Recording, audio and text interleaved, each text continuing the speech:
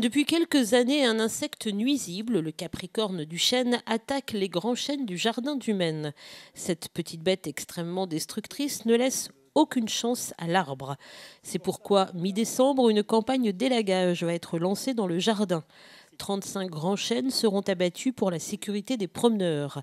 Il s'agit pour la plupart de chênes centenaires, affaiblis à la base par le manque d'eau souterraine. Les chênes du jardin du Maine, depuis 15 ans, ont un manque d'eau. Ce manque d'eau a fait que les chênes se sont fortement affaiblis. Et puis ce petit scarabée est un opportuniste. Il se dit, tiens, c'est l'occasion, j'ai des arbres plus faibles, je vais venir pondre mes œufs. Et ces larves vont venir faire des galeries dans nos chênes, mais au cœur même de l'arbre, ce qui fait qu'ensuite, ça va entraîner le dessèchement complet. Et le dessèchement commence par le sommet de l'arbre, ce qui est extrêmement dangereux dans le jardin du Maine, qui est un jardin public. Dans un jardin lambda ou dans une forêt, il n'y aurait aucun problème puisqu'il tomberait, l'arbre suivrait son cycle de vie, se dégraderait. Nous, on accueille du public et donc on a ce danger des branches mortes qui sont là-haut et de ces arbres qui n'ont plus qu'une espérance de vie de 10 ans.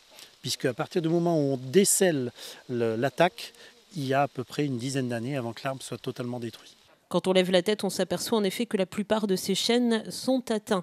Et la seule solution est bien de les abattre. Ils ne peuvent être traités. Les galeries, ce n'est pas quelque chose de simple. Il faudrait pouvoir aller mettre un produit, encore lequel pourrait-on mettre.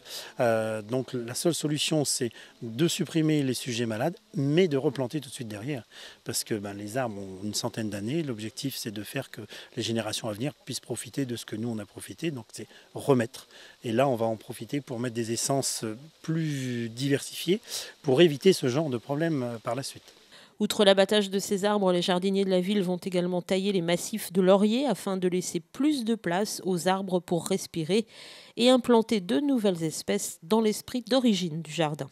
C'est plus de remettre le jardin du Maine dans son jus 19e, donc de recréer ce bois tel qu'il était prévu avec une espérance une durée de vie de 15 ans, puisque à l'origine, en 1875, il avait été fait un cycle de taille du bois, je parle bien du bois qui se trouve au milieu, le labyrinthe, un cycle de taille de 15 ans. Donc les arbres ne devaient jamais atteindre plus de 15 ans.